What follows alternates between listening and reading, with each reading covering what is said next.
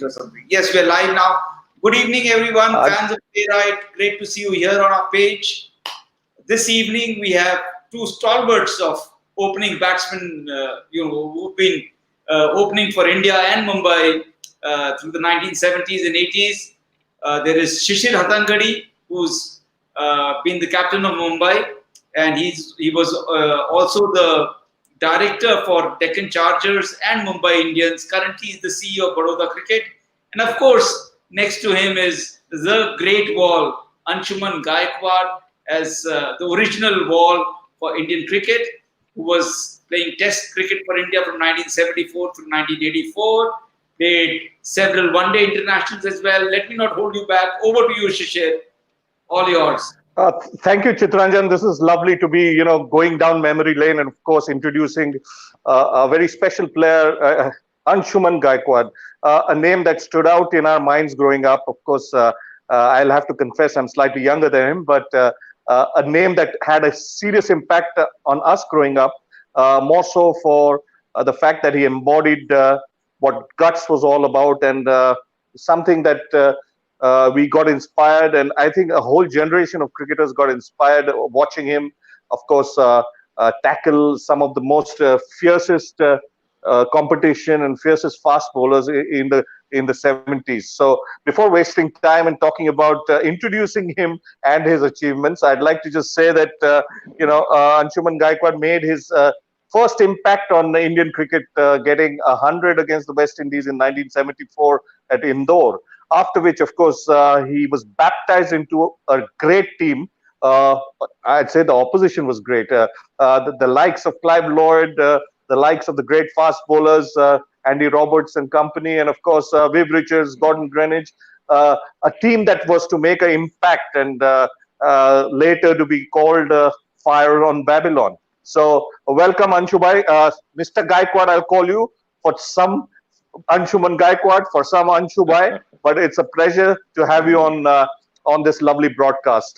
Thank you for being here. Before I begin, I'd just like to ask you, Anshubai, 74, that's when you sort of made your debut. This would have been probably the first time you were playing quicks, no helmet, not enough equipment to protect your body. What was it like in those days? Yeah, Shishir, well, like you said, there was no meaning.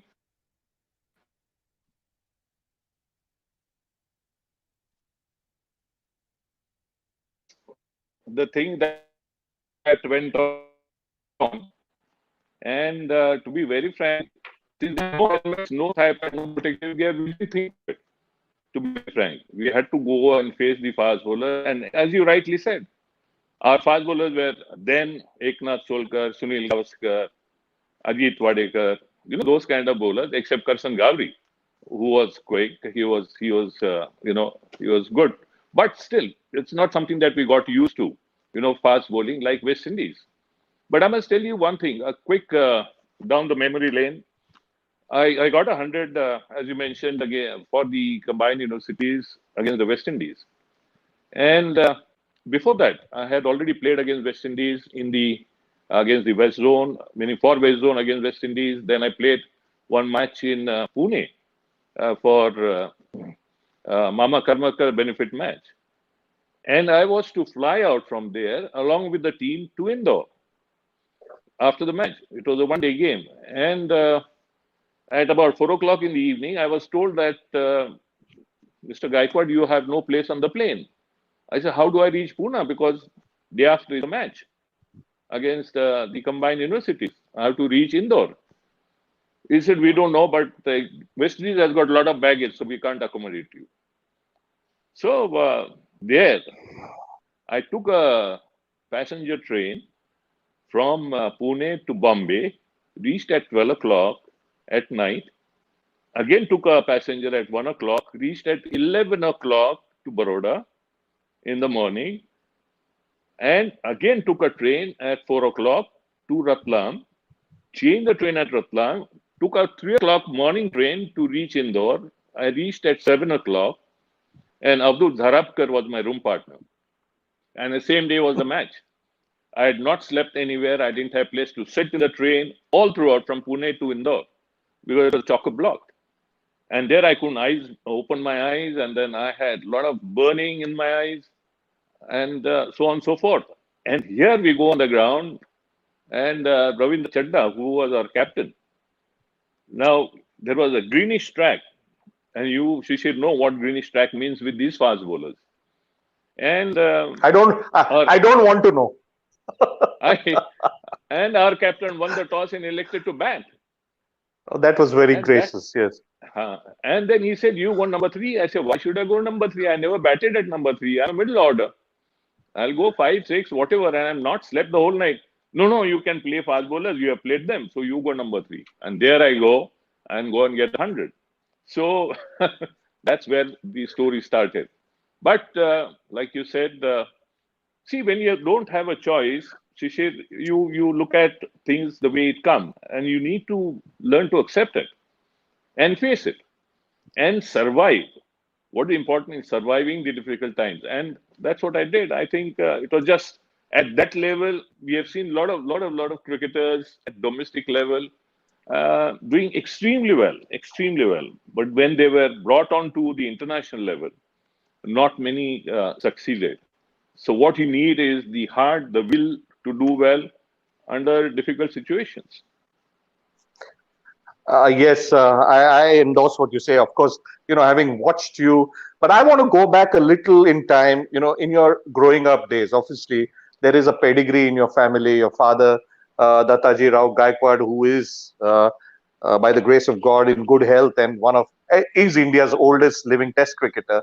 Uh, is somebody who would have had a great impact on your growing up years, because he himself was such a celebrated cricketer, played for India, and of course the fact that you grew up in an environment. I mean, I always talk about this, and I'm very inquisitive, with players, because we didn't actually have that environment. I mean, when you do a comparison to musicians or artists, or who go to their gurus and dedicate their childhood, and they call it gharana, they call it mahol. In Marathi, we call it Vatavaran.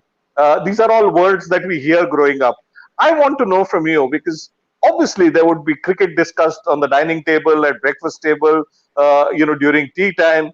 And I want to know, how did that impact you as a boy growing up, wanting to be like your father, or wanting to play the game because you loved it so much, having seen so much of it?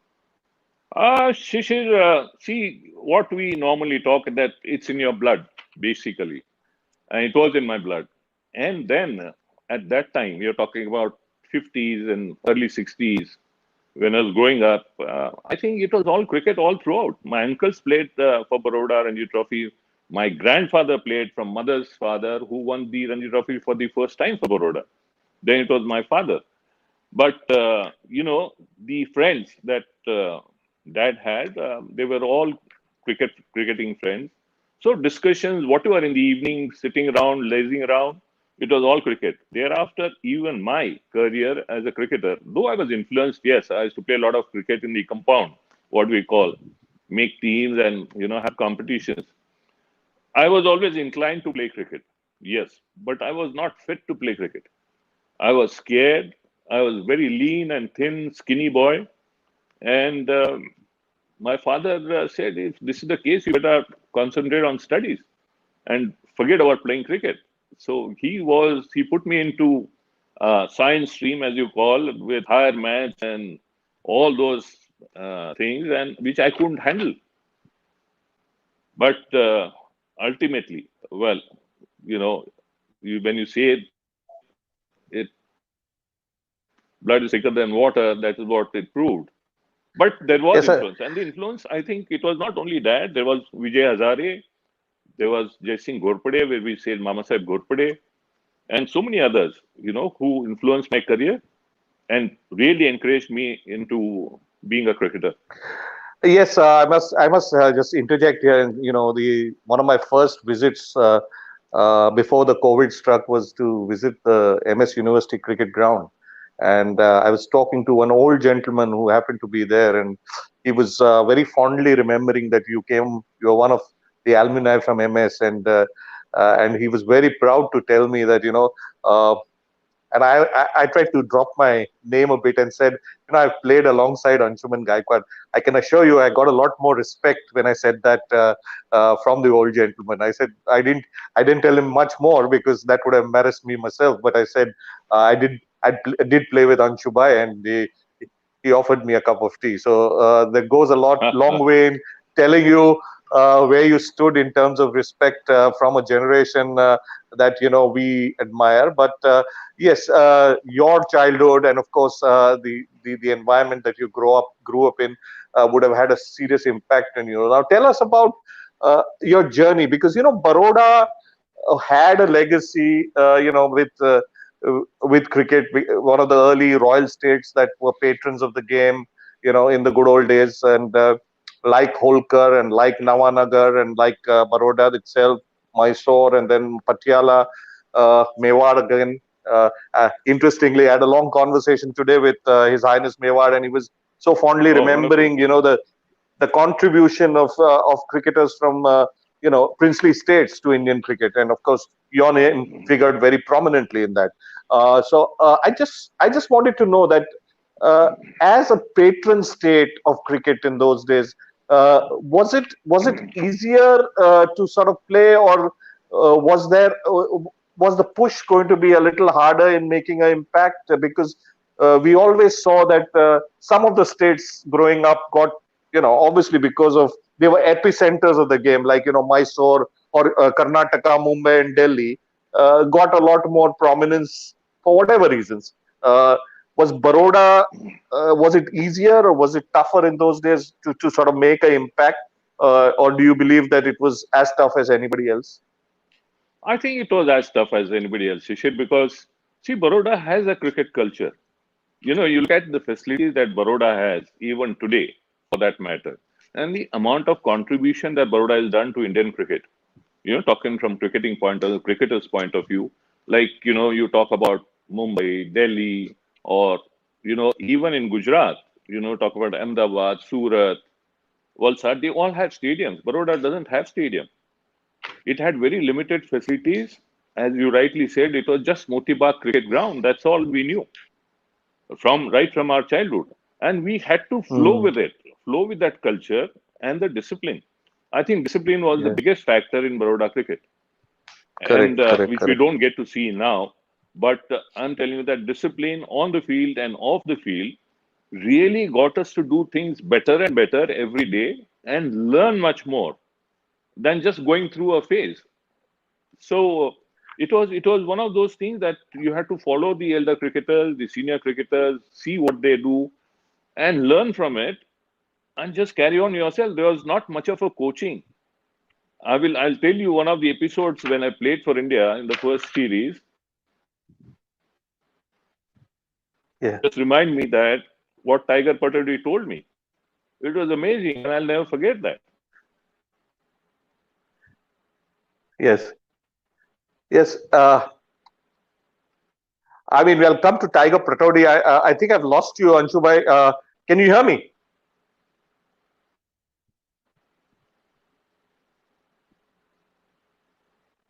Yes. Yeah. No, I'll come to Tiger Patodi because obviously he figures in a lot in your list of favorite cricketers and captains. But I want to just dwell on something else along that journey of yours, and of course the fact that you made your debut under Tiger Patodi, and that's where I was coming to. You almost sort of took the question away from me. I realized that you were a big admirer of Tiger, and before that you would have had the influence of hearing folklore of Vijay Hazare, Chandu Borde, Dattaji Rao Gaekwad, your father, Naumal, and so many of the other cricketers, Godpade, all celebrated cricketers from Baroda. That apart, I mean, when you finally went and saw Tiger Patodi as your first India captain, I don't know whether Anshu can hear me, but sorry, there seems to be a problem with the feed from Mr. Gaekwad. So we just kind of wait for him to join back. I've just been informed that there is a problem with his internet. Okay. We're just waiting for him to come back into the program. So I think yes, Tiger Pataudi is where you are at right now. Yeah, I'm Exciting. at Tiger Pataudi, and 74 was when Anshuman played under. I mean, that test match, there were two fast bowlers, Madan Lal, Karsan Right. Ghavri, and of Yes. course, Anshuman Gaekwad that made their debut under the Nawab of Pataudi. You know, three debutants in one test match. So Gaekwad sir is back. Yeah. So, Anju, my question was actually coming to that. You know, of course, the influence of the former players of Baroda who must have impacted you and, you know, obviously inspired you a big deal. And of course, then meeting the man himself, Tiger Pataudi, as your first captain for India. Uh, three players making their debut in the same test match, unheard of in the good old days. Never happened so easily. Uh, give us an insight into those days. And of course, what did Tiger tell you? I know he's a man, or he was a man of few words, but how did he sort of, you know, make you feel a part of that big occasion? Something we'd love to hear.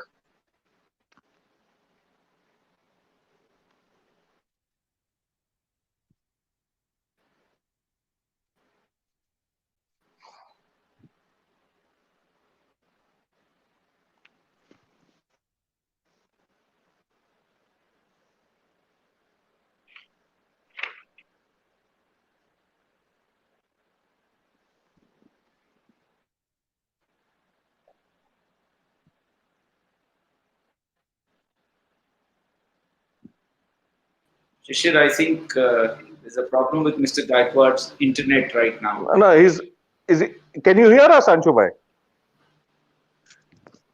I think it's coming and going. There are a lot of interruptions. I don't That's know, okay. You can. disturbance.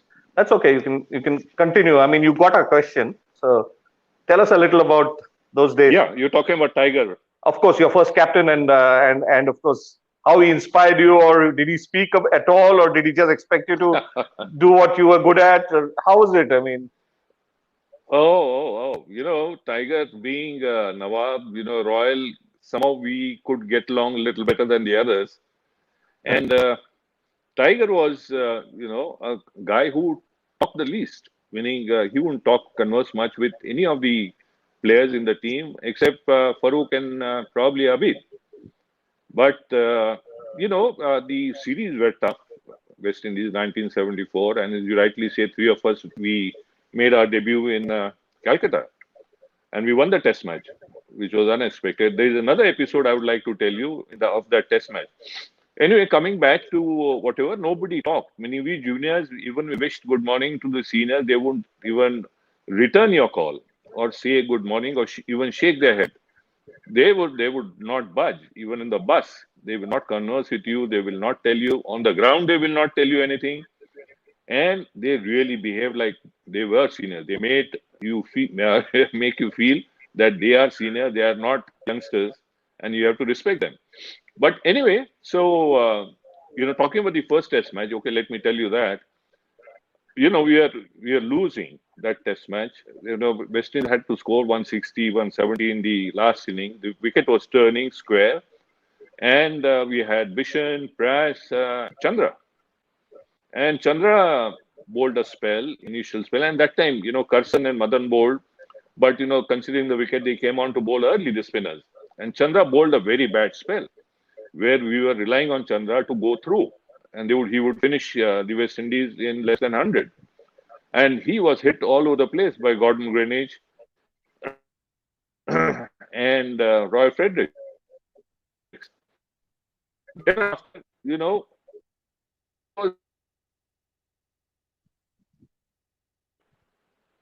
it was certain death, but a delayed one.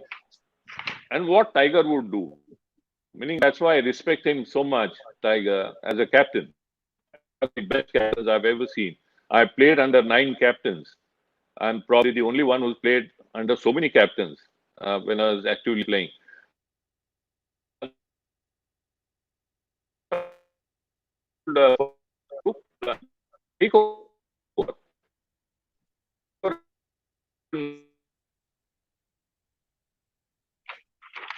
What is this?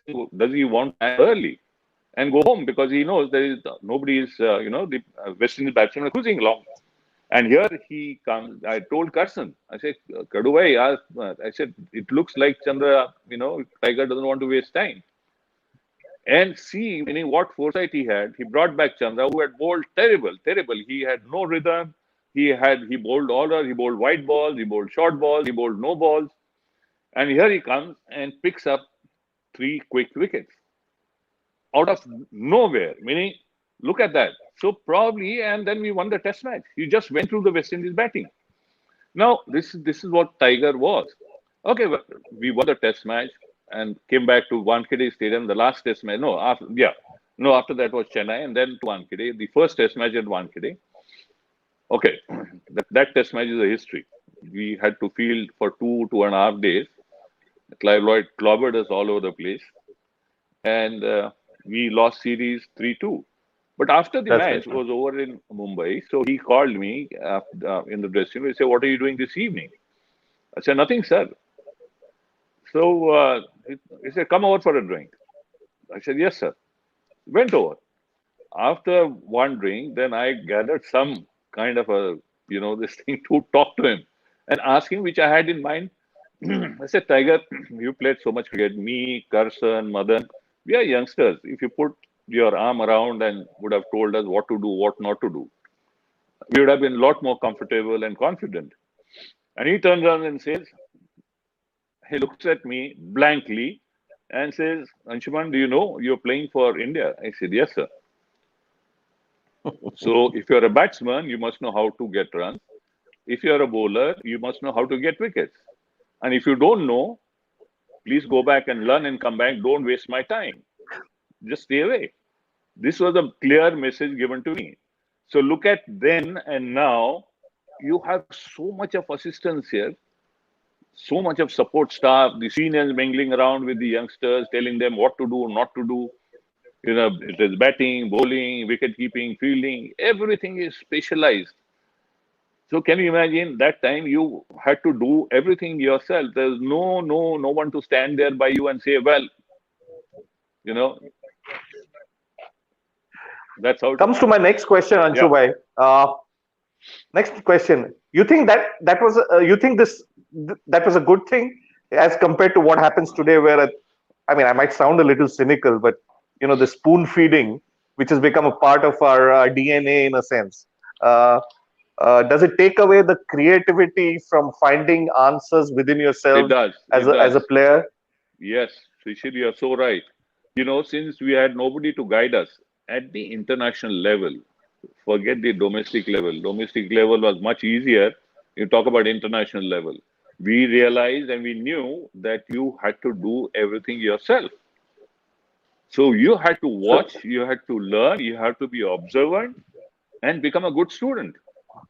And that's how you could today even analyze, the game better and dissect everything in such a way that you can tell somebody, okay, well, this is where you're going wrong, this is what you need to do. But today, as you rightly said, everything is, ready-made. Meaning you don't have to think. How you got out? Well, you go click on a button and you see how you got out, and this is what I need to do. But no, that time there was nothing. I must interrupt here with a small anecdote that comes up out of the blue. It wasn't a test match, but you were playing West Zone versus North Zone at the Wankhede Stadium. It was a green top, and the ball was seaming. And I remember our coach. We were just into college, and I think it was me, Ravi Shastri. We were around the same sort of batch, and 4 or 5 was Anirudh Nansi, who was also my. Our coach took us to Wankhede to watch your 100 against Kapil Dev and Madan Lal, and he said, I don't think you'll forget it, because one of the best hundreds by opening batsman on how to leave the ball outside the off stump, and what to play at and what not to play at. Now, these are things that you would have watched and learned. I don't think somebody gave you throwdowns or made you bat against the bowling machine, or told you what to do. I think a lot of your generation cricketers would have learned through trial, error, and figuring it out yourselves. So I just want you to put some light on that that that epic innings. In my mind, it was probably an education, and I can say that without a doubt because for us, it had a great impact on how to play the new ball. Two, was that something you learned watching, or is it something that you figured out over a period of time? Because I, I really don't know what inspired you all to imbibe things from the environment. Shishir, look, for one thing, I always heard the seniors saying that when you're playing a swinging ball, a moving ball, you must know your off stump well. If you don't know your off stump well, you cannot survive. So that was very much in my mind, and I practiced on that my foot movements were not going outside the off stump. So my everything, back foot, front foot was there, which was not away from the off stump, which made it easier for me to gauge and the swing. And in fact, you won't believe Kapil, of course, a great bowler, there's no question. But we were practicing at Wankhede and he told me, he said, "Chal, Anshu, आज तेरे को out करता हूँ." मैं बोला, out तो छोड़, मेरे को बीट करके दिखा तू. And he was moving the ball like a banana. And I kept leaving. So I said, क्या हो गया? आउट कर. तो बोले, तू खेलता ही नहीं है. मैं खेलता नहीं, तू खिला मेरे को, तो मैं खेलूंगा. But he was literally bowling on the middle and leg stump and moving outside the off stump. So he was such a great bowler. But then again, it's something that you learn from your mistakes. And Shishir, let me tell you, meaning I regard you as one of the very, very good openers who probably unfortunately didn't play for India. You got a lot of runs, you scored a lot of runs. But, I always believe that Ranji Trophy, that domestic cricket helped us a lot. Even between the test matches during the series in India, when there was tie and there was a Ranji match, we had to go and play. And we could get that opportunity to correct ourselves, our mistakes. And one thing for sure we used to keep in mind, today we got out caught behind, today we got out run out, today we were LBW, we will not get out again the same fashion, again ever. So that used to, sort of discipline our mind, discipline our game, batting, everything, and everything was moving accordingly. So ultimately it becomes a slot that you don't go out of it. Yeah, I can tell you that innings had such an impact on us watching you. We can tell you that, you were using a Granicle scoop in those days, in that inning especially. And we couldn't afford that Granicle. So we painted our bats red like the Granicle scoop. And Shishir, because it had, Shishir, there are some things that have a lasting impact on. No, Yes. no, let me interrupt here. I was using Granicles, that was not mine. That was even I couldn't afford. No, Well, the best part. well, let's not go into whose bat it was, but I'm talking about the impact it has on people who Yeah. want to bat or want to be inspired. Yeah. If those 4 or 5 boys who were watching that innings and who were taken specially can remember the bat you were using, obviously, it must have had an impact on somebody's life. So let's not go into whose bat it was, because I know that you had a contract with Granicles in England, and you would have used the Granicles for sure. That Anyway, was only for England. okay, yeah, but there would be some bats being brought home, I'm sure. But let's go into a career that lasted almost over 10 years for India. I mean, you played your first game 74, last game 84. Now that's 10 years. No, she said 85. I played last against England. My last test match in Okay. Calcutta. The first was in Okay. Calcutta, and that was Yes. first match of Azharuddin. That's right. And And thereafter, I just I played in 89 again for India.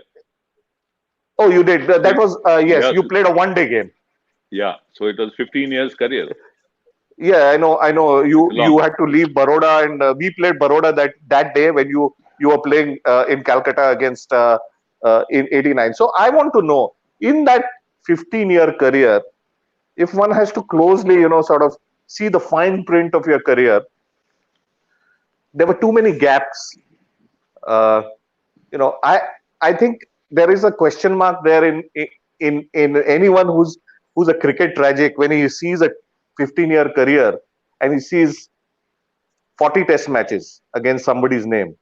You ask a question: is this the system, A, or is this inconsistency? You will ask two questions, and these are questions only the player can answer. Because if you are good enough to make your debut in 1974 and then play for India in 1989, I don't think 34 first class hundreds uh, is lack of form.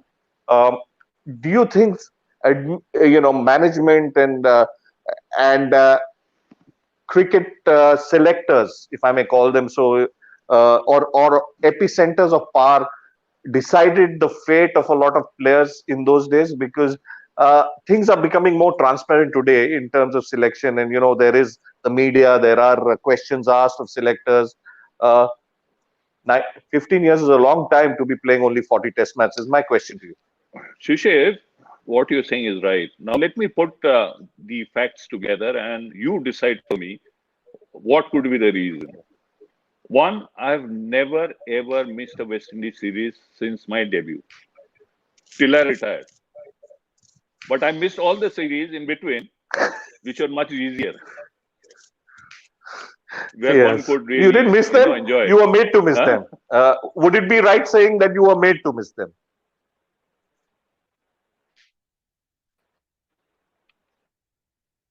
I'm saying that would it be right in assuming you were made to miss them? You didn't miss them on purpose. I'm sure your hands would have been itching to play against the weaker teams. So that was one. Second, nobody selectors. Selectors are ultimate, and nobody had the guts to even say anything or even a question. There are two players in Indian cricket who have had this kind of a career. Please call up Mohinder Amarnath and ask him Yeah, I was just going what to has make he that. done. I was going to make that analogy. He's his And 69 onwards. he told me that I have been dropped many more times than you have been dropped, and I have staged a comeback.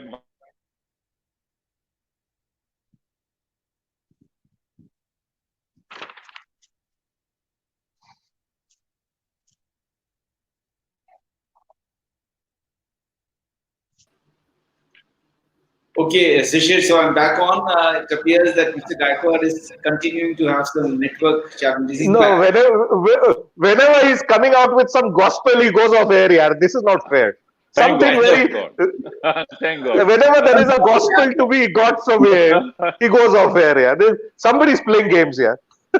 Andy, lastly, you won't believe. Lastly, like I was called a prodder. I was told by the selectors, you are not to do anything. Just go and stand there and make sure the ball gets old. It is Sunil Vishy who will do the needful. And you check out the scoreboard, scorecards. Whenever Sunil has got out early, I've always got a bigger score, a longer score, and a quicker score. When you check my records in the Devda Trophy or Wills Trophy and all those one days, probably I was the highest scorer in those tournaments. But see, the way things were going then, as you rightly said, the selectors were the bosses, and they would Yeah. decide what you can do and what you not.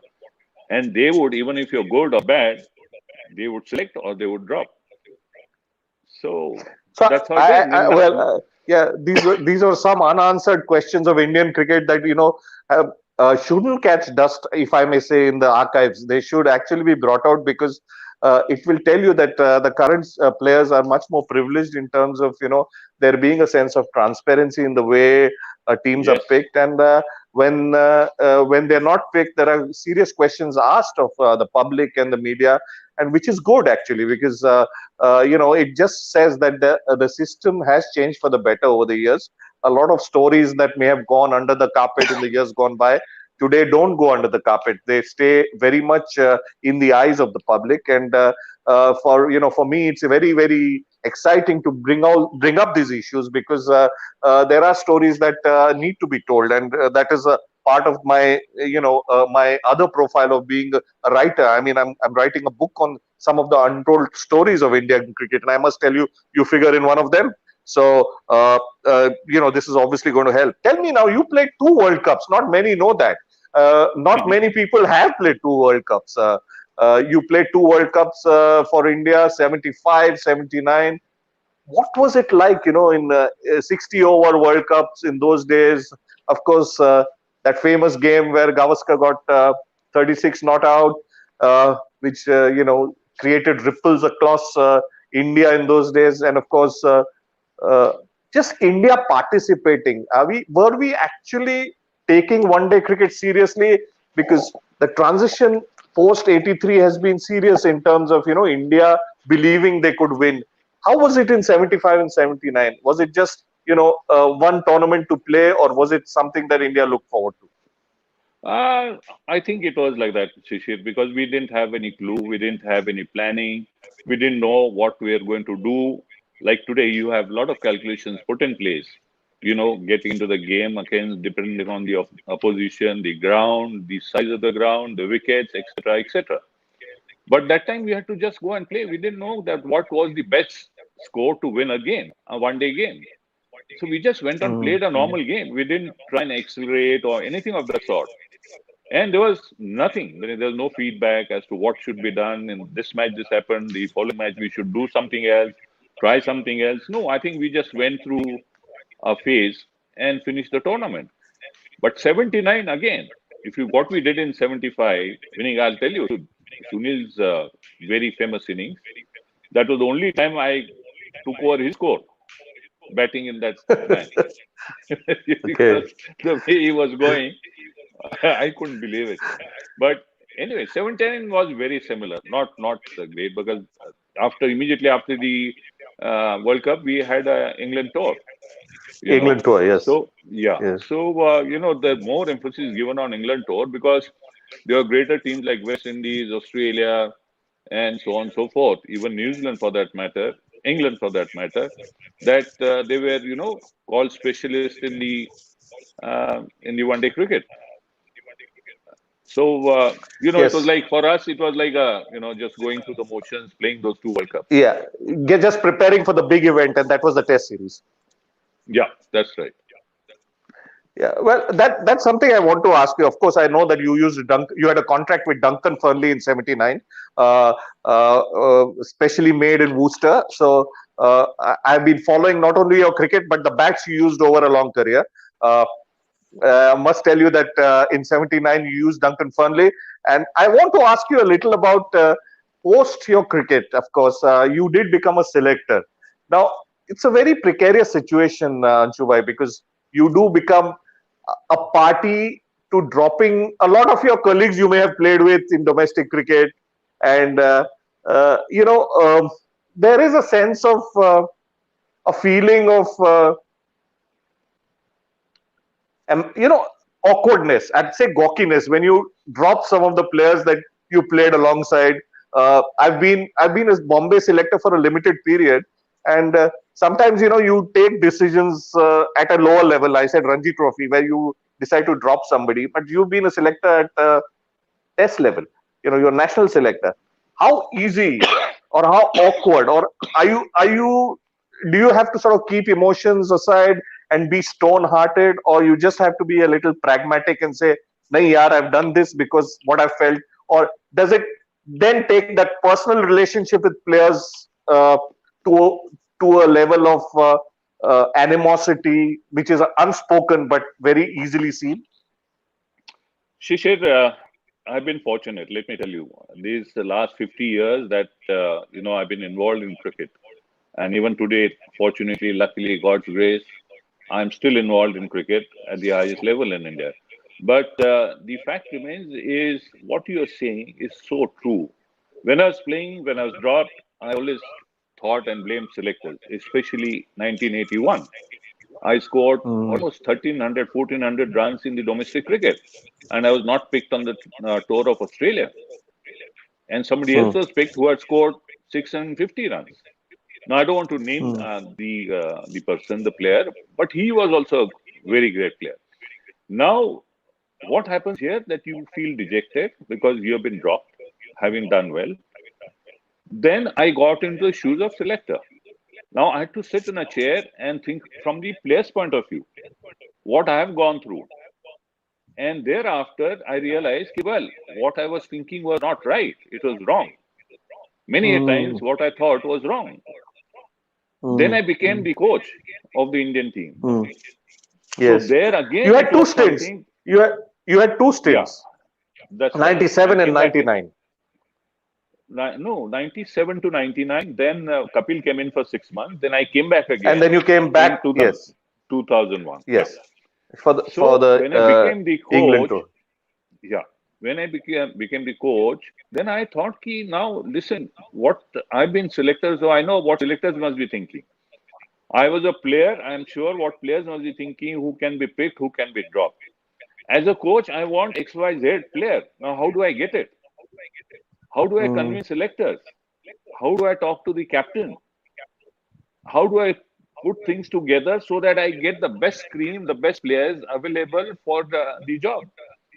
And, mm, having done these three jobs at the highest level, it becomes that much difficult and that mm, much easy as well because you know how to go about convincing people, how to go about talking to people, and it's amazing phase of life. Meaning, she said, to be very frank, I've been lucky, probably the only one in India who can do all these things what I've done, and it becomes that much interesting for you to tackle and get things done the way you want because that level is not easy. The selectors are not ready to listen to you. You're a coach, so okay, you're here by invitation, not by compulsion. Yes, I think I endorse your view on that. I also have believed right from a very, very long time ago that in India, if you need to be a selector or you need to be a coach, and if you're Indian, then you need to you need to have played that level of cricket to be able to understand the Shishir, sensitivity. sorry Yes, to interrupt, Shishir. yes, If I'm not gone to Bombay and I start talking about what Bombay is like, is that correct?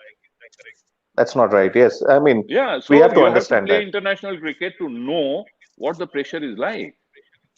If not, No, lot that's the of first point. class cricket, lot of that first that's class that's cricket that's you that's have the gone point I through. was trying to make. I've always said that, and I believe that you need to be a test player or an India player, and not an India player with one or two games. You need to have played India for a longish period to understand what goes through the insecurities of a player who's playing for the country, Very true. the pressures that he faces. He struggles all his life for one opportunity, and that could be his last opportunity. So there is a sense of understanding or putting yourself in that person's shoes, and I think it can come only if you are emotional and sensitive about what a player at the highest level goes through, and for that you need to be a player. And so my thinking is probably uh, in line with a lot of others who believe that you need to be a test player of stature to be holding these positions, But because not that necessarily. is where. Listen, Shishir, let me Yes. interrupt here. You don't have to be just test player and a great cricketer to be a good selector or a good coach. You have to be a good student of the game. That is very important. That's true. That's true. Most of the coaches in the world cricket, if you see, who have been most successful, Buchanan and so many others, have not been great players, but they have been good student of the game. So it's Yeah. not necessarily that only great players will make good coaches or good selectors, but they must have a foresight. They must be able to gauge a player's mental strength, whether he's good at this level, whether he'll be good at that level. But you must know that So, level so I to must, I think must, about I this must level. tell our viewers, Chitranjan, since you've come in, that Anshuman Gaekwad was conferred the Lifetime Achievement Award by the BCCI. I mean, look, I know so much about him without having done research. It's just my inquisitiveness for the game. He got the lifetime conferred with the Lifetime Achievement Award in 2019, if I'm correct. That's not very long Yep. ago. But also, he holds now the players' representation in the Indian Cricket in the ICA. which is going to hopefully be a path changer for cricketers who are born with a wooden spoon, cricketers who need the support of the system, who probably have been a part, tried very hard, but not got their credit or not got their dues in terms of recognition. But that's not because they didn't try hard. They may not have been just good enough or lucky enough. So that is a very important facet of Indian cricket going forward. And that to me is going to probably be a biggest challenge for Gaekwad, the cricketer, the Gaekwad, the selector, Gaekwad, the coach, Gaekwad, the so many hats that he's worn. This hat is going to be probably the most challenging because he is representing an ocean of cricketers who are dependent on a system to now take their dreams and their basic needs forward. And for me, that is, not only challenging, but it is also very endearing in terms of what you can do. It sounds cliched, giving back to the game. This is what it is. It's about giving back to the game now. And I hope. Shishir, Yes. yeah, can I say something on this subject? Of course, What of you course, of touched? course. Well, being elected by the All India players, and there are about 1,450 players who elected me, and Shanta was unopposed, of course. And I didn't know all the players. It's impossible to know 1,450 players, but they did keep faith in me. Now it is my turn to give it back to them. And what best I can do for them, for their living, for their whatever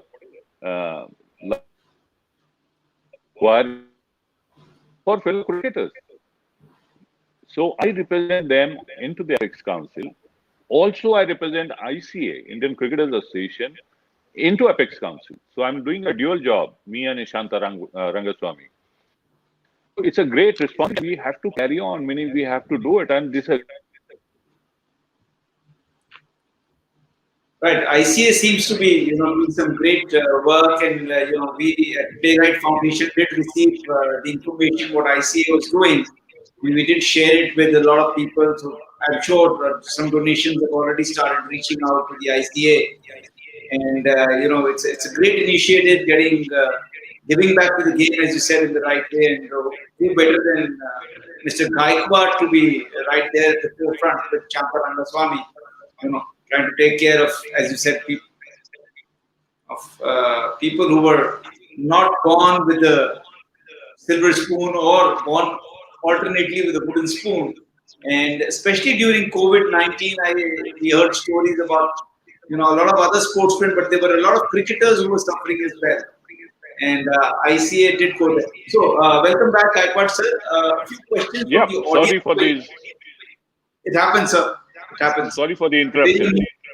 See, the thing with Anshuman Gaekwad is he's moving between T20, Test cricket, and one day. That is why he keeps going off and on. Correct. Absolutely, you're so right. I would rather stick to Test cricket than T20 in my days. That's right. I'm not surprised at all. The first question here from a viewer is Probir Mukherjee, who wants to know about your 81 when you were hit by that. You were batting at 81 at Savannah Park.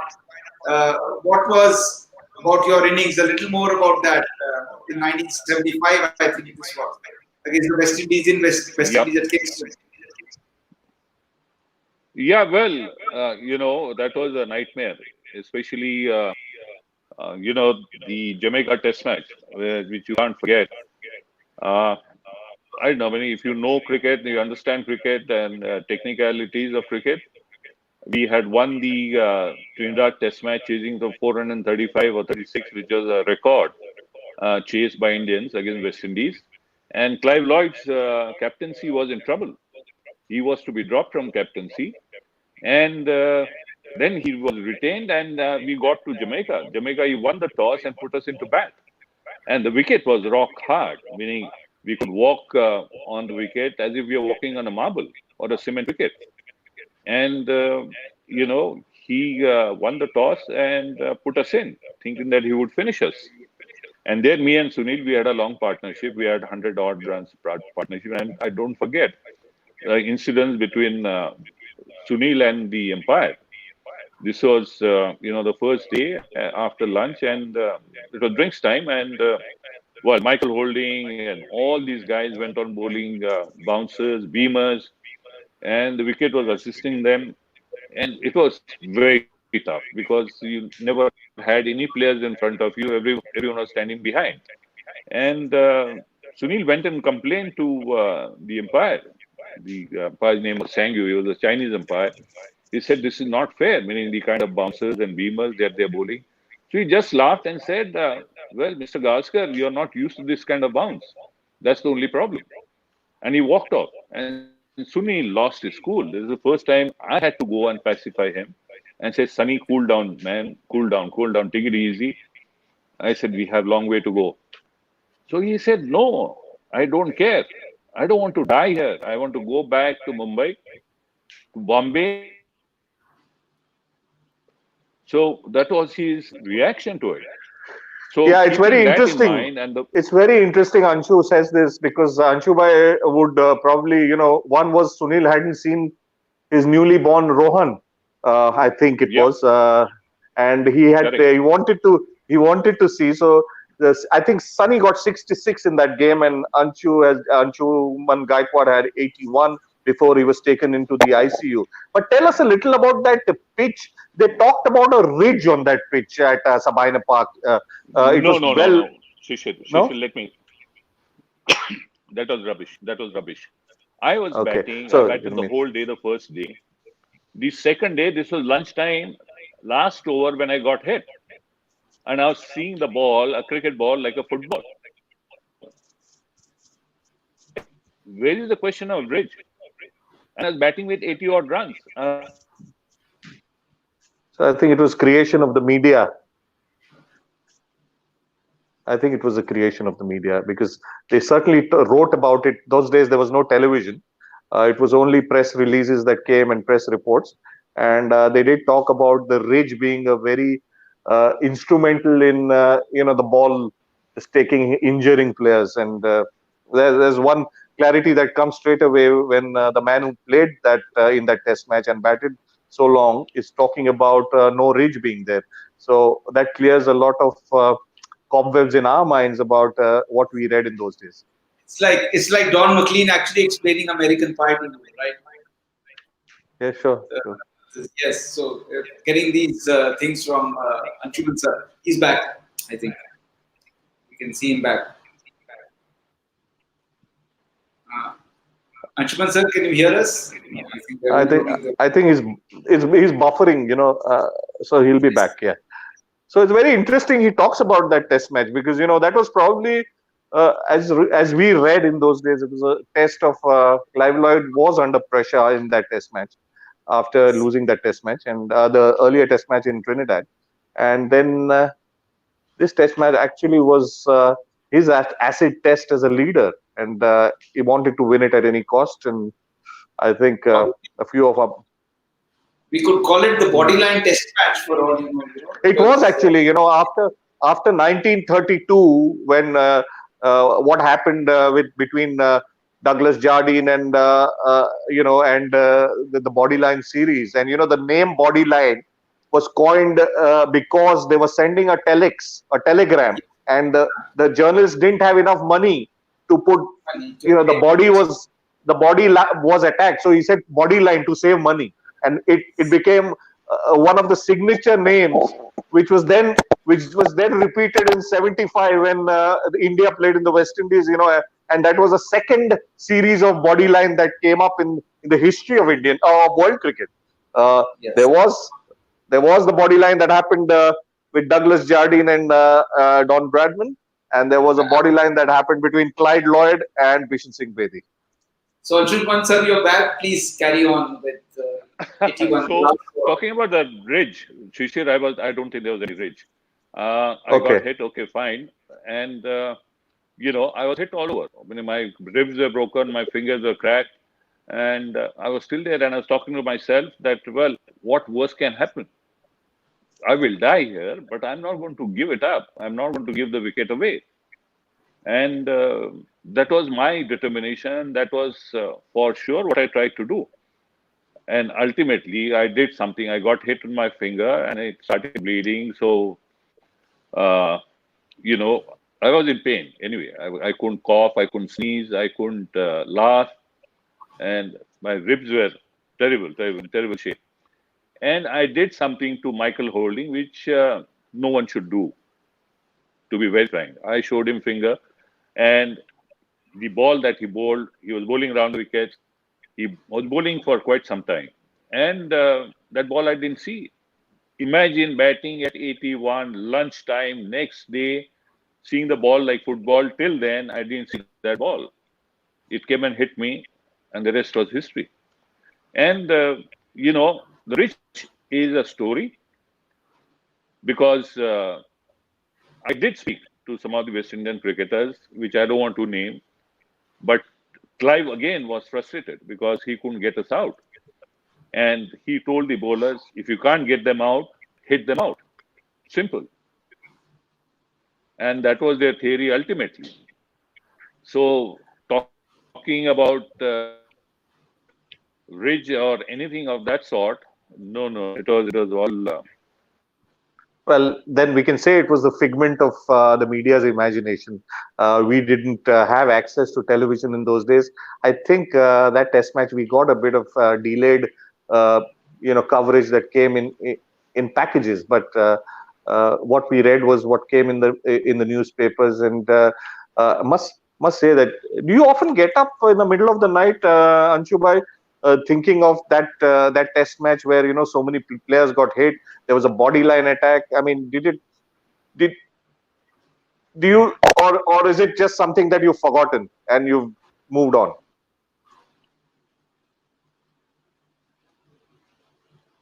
I think we lost him again. Oh, I wish he had answered this because I don't know what's happening today. Somebody is right at the moment when the tension builds up and we want to hear all the juicy bits. yeah, Things because dissipate. it's something that he would like to talk about if because when you go through injuries, I mean, I've spoken to Nari Contractor about it when he got hit in '62 in Yes. West Indies, Yes, and he said that many a time he woke up in the middle of the night, in a pool of sweat, thinking about what happened and how he was lucky to survive. And right. we've seen unfortunate cricketers who've been injured with a helmet. Not surviving. So there are these are things that sort of have a lasting impression. I just wanted to know if you could hear me. That did you ever think back and did you get up in the middle of the night or years later saying what happened in that test match was something that it shouldn't happen to anybody? Maybe one day we should just get him to talk about that inning for one half an hour or 45 minutes. Yeah, I I think think that I think it's a great chapter in Indian cricket, really, Chitranjan, to that I that series. And was maybe 8 years old in 1975. I was definitely 8 years old in 1975. I still remember that, and all that was being reported in our local newspaper here. We had only one newspaper at that time, the Tribune. yes, All that yes. reported in Chandigarh. Reading that and overawed and discussing it at school. So Mr. Gaekwad is back. Yes, because that in those days we grew up on that commentary with Suresh Saraya and Tony Cozier, and this would have been late in the night, listening to. I mean, Anshu, my question was: did you many years later, after that, that bloodbath, do you get up in the middle of the night in a pool of sweat? Because I've asked Nari Contractor this about his injury in '62, and he says, there were times he would, as a little boy, I would go to his house because his son was my classmate and ask him, and he would say, there were times I would wake up, so in a pool of sweat, wondering how lucky I was to survive that. Um, any such experiences? Because there were no When I got helmets. hit, Shishir, when I got hit, I was put in the hospital, meaning I was carried to the hospital, a government Yeah. hospital. Nobody bothered to even look at me for half an hour. I was lying on a stretcher, bleeding. Uh, Jeez. Irapalli Prasanna was with me, and Balu Alagnan from Chennai. He was there with me. So they shifted me to another hospital. Okay. cutting the story short, I was put in the hospital. Now, exactly what you're saying. At night, I would probably dream or something like that and shake my head, and it would suddenly start paining. So they had given me a bell. They just press the bell. The nurse would come, give me an injection, and put me off to sleep. So next day, I complained to the doctor. This is what is happening. He said, "No problem, man. I will, I will set it right. Don't worry." What he could do, he brought two clamps, long clamps, which would go on the side of the bed, my this thing, and put it right here, so my head doesn't move. And it was bloody so tight that I couldn't really move my head. But still, that second night that I was there, it was still, that little jerk I used to get, thinking that something is coming. And I would shake my head and it would start paining like crazy. And neither I could stand up, neither I could do anything. Only choice I had was to press a bell, and the nurse would come and give me injection, put me off to sleep. So this is what it was then. But then I went back. She said I went back in '83. Again, I played, got runs against the guys. Well, I think I was okay. It didn't really affect, except even today, my left ear, my eardrum was busted. I had two surgeries, and today also, I have little problem of hearing from my left ear. But today, Before Michael you and me are go, the best friends. Let me tell you. before Anshuman, before you go off air, because you seem to be going off quite often, I want to ask you one relevant and an important question. No helmet, no great equipment. Was technique better in those days because it was about not getting injured, or was there like there could be a sense of complacency today because there is a second line of defense? If you get hit, getting hit in those days could be end of a career, but today you know that you can get hit and you will be batting the next ball. So is technique was technique a little more focused, as to survive, to play that level? I should have got him on this one. Ay. Sorry, I think we seem to have lost him again. So, Shishir, I think probably be the last question for the evening for him. So that I think we've been in this for about over an hour now. It's been very, very interesting. Yeah, next time we get Mr. Gaekwad, we need to ask him about that bodyline test match. I think you should get him. You should get him to Chandigarh for your for the Lit Fest. Yes, for our festival is allowed, we will definitely get him to talk about that. What's surprising is between you and me, we just labeled this as the bodyline series. The Indian media picked it up as that. Yes. We never complained loudly enough as a test playing nation what the West Indies was doing to us.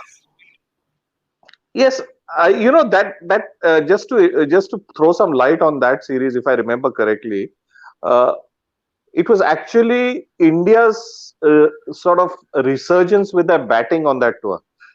We won that Trinidad Test match, and India had been putting pressure on the West Indies, and with that fearsome attack, we did perform very well. Gavaskar, Vishwanath, Gaekwad, Amarnath.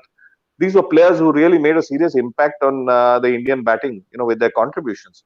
And so there would have been a period then where there was reason for panic in that series, where West Indies really believed that they could be beaten at home. They had gone through that in '71 when Gavaskar made his debut, and of course, considering that wasn't the greatest West Indian time, a fast bowling attack, but still they had Sobers, Kanhai, who were sort of in the twilight of their careers, but it wasn't the powerful West Indies that Anshuman and that team played in '76. So I wanted to ask you before, because I was sure you'd go offline before we have enough time to wrap up. The technique of like no help. Shishir, this looks like my test career.